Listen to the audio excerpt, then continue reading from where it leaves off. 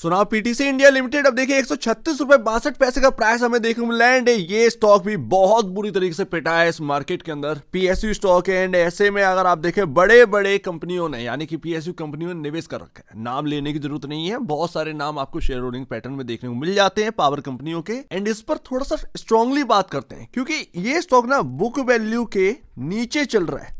अब बड़ा अगर आप नोटेबल वाले पर्सन हैं कि आप हर चीज को नोट करते हैं या आप जो देख लेते हैं वो आपको याद रहता है, तो आपके सामने ये सारी चीजें ये आप देखिएगा। बड़ा इंटरेस्टिंग टॉपिक है। पीटीसी इंडिया और पीटीसी इंडिया फाइनेंशियल सर्विसेज, ये दो स्टॉक हैं एक ही ग्रुप के जो कि लिस्टेड है मार्केट के अंदर। एक का भाव 136 रुपए 62 पैसे, 38 रुपए 74 पैसे दूसरे का भाव। एंड यहां पर आपके सामने 2011 से आपके सामने चार्ट है एंड ये 2025 17 जनवरी तक का आपके सामने रिटर्न है। इन्होंने कुछ कमा कर नहीं दिया मार्केट के अंदर। 51.88% का return PTC India financial PTC India से मिला हुआ है। And PTC India financial service फिर भी ठीक है, 65.56% का रिटर्न है। बट इन्होंने कुछ कर नहीं दिया है। आप देखेंगे लमसम 14 ईयर हो चुके हैं, बट शायद इस बार कुछ हो जाए, ये एक होप है। लेकिन वैल्यू आंकना जरूरी है, इसीलिए मैं कह रहा हूं कि ये काफी इंटरेस्टिंग टॉपिक है। अगर आपके पोर्टफोलियो में है दोनों में से कोई स्टॉक तो आपको देखना चाहिए पूरा। एंड अपॉर्चुनिटी की बात मत करिए, पीटीसी इंडिया फाइनेंशियल सर्विसेज का जो मार्केट कैप है वो काफी छोटा है। 4000 करोड़ का मार्केट कैप है, 2480 करोड़ का market cap PTC India financial services का देखने को मिलता है। मैंने आपको पहले की जो चीज दिखाई एक स्लाइड, वो जो चार्ट है याद है ना, उसको याद रखिएगा। तो देखिए ग्रो क्यों नहीं है ये जरा समझते हैं। एंड बुक वैल्यू के नीचे चल रहा है तो आपको एक बेहतरीन डिविडेंड मिलेगा। 6 महीने अगर बुक वैल्यू के नीचे कोई स्टॉक रहता है पीएसयू का, तो आपको मोटा डिविडेंड देने के लिए कहा है फाइनेंस मिनिस्टर ऑफ इंडिया ने। ये बात एकदम साफ है, सभी पीएसयू के ऊपर लागू है। यहां पर सेल्स का नंबर देखें तो अब तक का बेहतरीन नंबर देखने को मिल रहा होगा सितंबर में 5128 करोड़ का यहां पर सेल्स का नंबर निकल के आया। कंपनी का काम आप जानती होंगे, कंपनी पावर ट्रेडिंग के अंदर मौजूद है। And PTC India financial services आप समझी के होंगे एक एनबीएफसी के रूप में काम कर रही है, जहां पर जरूरत है पैसे की वहां पैसे पहुंचाती है। सेल्स यहां पर आपके सामने 10 क्वार्टर में सबसे बेहतरीन देखने को मिल रही है सितंबर 2024 में। दिसंबर का रिजल्ट आने वाला है बट अभी रुक जाइए। यहां पर आप देखेंगे ऑपरेटिंग मार्जिन एकदम स्टेडी बने हुए हैं, ऑलमोस्ट यहां पर जैसे तैसे संभाल कर रखे हुए हैं। आप ऑपरेटिंग प्रॉफिट देखिए तो यहां पर ठीक ठाक ही हमें देखने को मिल रहा है, बट नहीं, जून 2022 में 366 करोड़ 306 करोड़। एक बात समझ में आ रही है, ऑपरेटिंग प्रॉफिट में कुछ ज्यादा ग्रोथ हमें देखने को नहीं मिल रही है। 300 से 400 करोड़ के अराउंड ये चलता रहता है इसी के बीच में। एंड 10 क्वार्टर का मतलब है 2 साल से ऊपर, यानी 2 साल से कंपनी का ऑपरेटिंग प्रॉफिट एक 250 करोड़ से 300 350 400 करोड़ के बीच में एक बना हुआ है। कोई एक एक्स्ट्रा ऑर्डिनरी ग्रोथ अभी देखने को नहीं मिल रही है। बट जिस तरीके की वैल्यू आपने देखी कि 4000 करोड़ का मार्केट कैप है एंड वगैरह वगैरह, प्राइस टू बुक वैल्यू से नीचे है, तो ये काफी अट्रैक्टिव लगता है इस प्राइस पर। लेकिन कहीं ना कहीं कुछ तो प्रॉब्लम होगी जिसकी वजह से ये नहीं हो पा रहा है, ये बढ़ नहीं पा रहा है। देखते हैं नेट प्रॉफिट यहां पर अगर आप देखेंगे तो कुछ ये हाल है। अब जब ऑपरेटिंग प्रॉफिट ही यहां पर जो है ना इतना ज्यादा ग्रो नहीं कर रहा है, एक रेंज में बना हुआ है, तो यहां पर नेट प्रॉफिट भी एक रेंज में ही है। 100 एंड 200 यही एक रेंज है मोटा मोटा। आप एवरेज लेके चलेंगे तो 170 से 180 करोड़ का एवरेज यहां पर प्रॉफिटेबिलिटी निकालना। बट जैसा कि मैंने कहा कि अगर आप नोटेबल पर्सन है तो जरा देखिए 10 क्वार्टर में सबसे बेहतरीन प्रॉफिट है। बट उसकी वजह से यहां पर क्या है, मतलब टैक्स यहां पर ना 19% लगा। टैक्सेस आप देखिए, टैक्सेस के वजह से एक टैक्स जो है 19% का लगा एंड उसमें 234 करोड़ का प्रॉफिटेबिलिटी आ गई। तो एक बेहतरीन नंबर हमें आते दिखा बिकॉज ऑफ टैक्स। यहां पर जो है ना थोड़ा सा कम जो परसेंटेज है वो भरना पड़ा। अब आप नोटेबल पर्सन है तो ये जो सितंबर की सेल्स आपने देखी वो याद ही होगी, 5100 करोड़ की है ना। आपको यकीन मानिए, आप सितंबर 2021 या 2020 की बात रही होगी, इनका ज्यादा यहां पर सेल्स था 5 या 400 या 5 या 500 करोड़ के अराउंड। उसको अभी तक यानी 3 साल हो गए क्रॉस नहीं कर पाए हैं किसी क्वार्टर में। आप समझ गए क्या प्रॉब्लम है।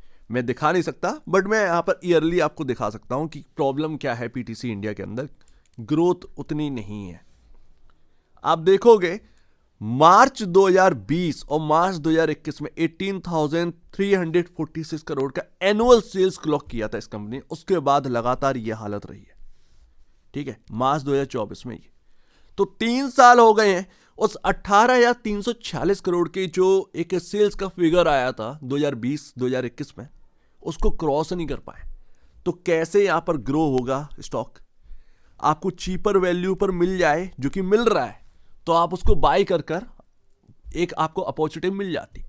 बट एक जो बेहतरीन ग्रोथ आती है किसी कंपनी के अंदर, वो चीज आपको नहीं मिल पाएगी हाल फिलहाल में। तो जब तक ये 18,000 की जो सेल्स का नंबर है, जब तक ये एनुअल नंबर क्रॉस नहीं होगा, तब तक बूम नहीं आ सकता शायद इस स्टॉक के अंदर।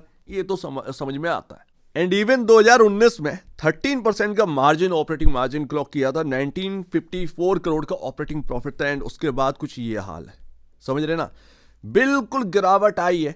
तो यही है पीटीसी इंडिया पीटीसी इंडिया के अंदर प्रॉब्लम, कि जो आपका ऑपरेटिंग मार्जिन है, ऑपरेटिंग प्रॉफिट है, लगातार स्लिप होते जा रहे हैं। एनुअल आपके सामने हर साल जो है वो फीका पड़ रहा है नंबर। एंड ये देखिए आप, एनुअल प्रॉफिटेबिलिटी आपके सामने 10 साल का है, आपका ग्रो ही नहीं हो रहा है। So that's why PTC India के अंदर कोई इंटरेस्ट बहुत ज्यादा बेहतरीन अपने को नहीं देखने को मिल रहा है इस वक्त। पर शायद आपको एक अपॉर्चुनिटी मिल रही हो, क्योंकि 10 ईयर ऑलमोस्ट हो चुके हैं, तो ये काफी एक लंबा वक्त है। कहीं ना कहीं ग्रोथ के आसार नजर आ रहे हैं, कहीं ना कहीं एक हमें एक बेहतरीन मूव शायद यहां से देखने को मिल जाए। हर चीज स्टॉक के भाव से मत तोला करिए। जब तक कंपनी का अंदर का माहौल ठीक नहीं है, उसके फाइनेंशियल ठीक नहीं है, तब तक आप उसके स्टॉक में आए एक सर्ज से कितना ही आप उसको कमा लेंगे। बात यहां पर ये, फिर वो मेंटेन नहीं रह पाएगा ऊपरी साइड पर। जो 2024 में जो सर्ज आया था पीएसयूज के अंदर, वो क्यों नहीं टिक पाया? क्योंकि ग्रोथ नंबर, क्वार्टरली नंबर वैसे आए नहीं, स्टॉक चल पड़े एंड चले जा रहे हैं 10%, 15%। तो इसको देखकर पूरी दुनिया, पूरा देश का यहां पर जो है ना इन्वेस्टर आ गया, तुल गया पीएसयू के अंदर। एंड आज की डेट में वो ट्रैप है। पीटीसी इंडिया में भी कुछ ऐसे ही मूव था, ये अलग नहीं थे, इसके अंदर भी कुछ ऐसे ही ट्रैप था। तो ये पूरा ट्रैप कर दिया पीएसयू ने, बिकॉज ऑफ क्वार्टरली नंबर वैसे नहीं आए एंड स्टॉक से 10-10 गुना हो गए। सो उम्मीद है आपको प्रॉब्लम समझ में आ गई होगी। अगर आपके पोर्टफोलियो का हिस्सा है पीटीसी इंडिया, तो कोई प्रॉब्लम की बात नहीं है, कोई प्रॉब्लम की बात नहीं है। कहीं ना कहीं वो डिविडेंड से आपका जो जरूरती है वो पूर्ति कर दी जाएगी। ये एक सही बात है, कहीं ना कहीं होना चाहिए आपके लिए, ठीक है। गवर्नमेंट कहीं ना कहीं आपके लिए कर देगी, आप 10% तो रिटर्न आराम से कमा लेंगे, ये तो एक है। बाकी रही बात स्टॉक के प्राइस में एक सर्ज की या एक ग्रोथ की, तो वो तभी आ पाएगी जब ये फाइनेंशियल कुछ बोलेंगे। अभी तक फाइनेंशियल कुछ बोल नहीं रहे हैं, ये एक सही बात है। अब देखते हैं। बट चार्ट जो कि मैंने शुरुआत में आपको बताया, जो मैंने दिखाया सेकंड स्लाइड में, वही चीज आपके सामने है। एक इंपॉर्टेंट जगह पर है, एक इंपॉर्टेंट जगह पर है। जब से ये लिस्ट हुआ है स्टॉक, 40 रुपए को एक बेस बनाया इस स्टॉक ने, बड़ा भयंकर। 40 रुपए को, 40 रुपए से टस से मस नहीं हुआ है ये स्टॉक। ये पहली बात यहां पर नोट करिए। अब मैं ऐसा नोट नहीं करवा रहा हूं कि भैया ये टूट ही जाएगा, नहीं, ऐसा कोई मेरा कहने का मतलब नहीं है। बस मैं बता रहा हूं कि ये बेस जो है, जब से ये लिस्ट हुआ है तब से 40 रुपए इसका बेस है, बहुत मजबूत। अब दूसरी बात, कहां पर हैं आप? ये जो पैटर्न है, आप 240 के आंकड़े छुए एंड उसके बाद जो है ना 186 का लेवल टूटा एंड आप सीधा आ चुके हैं बहुत ही इंपॉर्टेंट जगह पर, जहां पर एक बहुत ही अच्छा पैटर्न बना। 120 रुपए इस जगह पर बहुत इंपॉर्टेंट है। आप 127 आ चुके हैं, तो एकदम ऐसी जगह पर आप आ चुके हो जहां से आपको एक सर्ज देखने को मिल सकता है। एंड मिला भी, 127 आए, 127, 126, यही है, यही इंपॉर्टेंट जगह पर है भाई। आप बिल्कुल सेंटर में आ चुके हैं उस पॉइंट पर। ये 125, 124, 123, ये 120 से 125 की रेंज, ये काफी इंपॉर्टेंट हो जाती है इस स्टॉक के अंदर। 120 से 125 रुपए की रेंज, अगर यहां से कुछ मिल गया तो भाई सब मिल गया, यहां से घूम गए तो घूम गए। अदरवाइज ये 120 के नीचे काम करने लगेगा तो फिर वो मजा नहीं आएगा, ये तो बात सही है। क्या इन्वेस्टमेंट के लिए चलेगा, वो आपकी मर्जी है, वो आपकी मर्जी है कि आपको इन्वेस्टमेंट करना है या नहीं करना है। आपके सामने सारे पैरामीटर है। अगर आपको लगता है कि नहीं भाई अंडर वैल्यूड स्टॉक है मेरे पोर्टफोलियो में, सही है इस स्टॉक को शामिल करना, तो आप शामिल करिए। अगर आपके पास पहले से है एंड आप लॉसेस में, आपने 200 पर खरीद रखा है, 180 या 210, 220, 230 पर टॉप पर खरीद रखा है, 136 का भाव है। एक इन्वेस्टर के पास सिर्फ एक ही स्ट्रेटजी है, एवरेज की। तो अगर आपको लगता है कि नहीं भाई बहुत टूट चुका है, मेरे को एवरेज करना चाहिए, तो वो आपको लग रहा है तो आप करिए, बट इस समय पर ग्रोथ नहीं है एंड उसकी वजह से कोई हमें एक बहुत ही अच्छा प्राइसिंग नहीं मिल रही है इस स्टॉक के अंदर।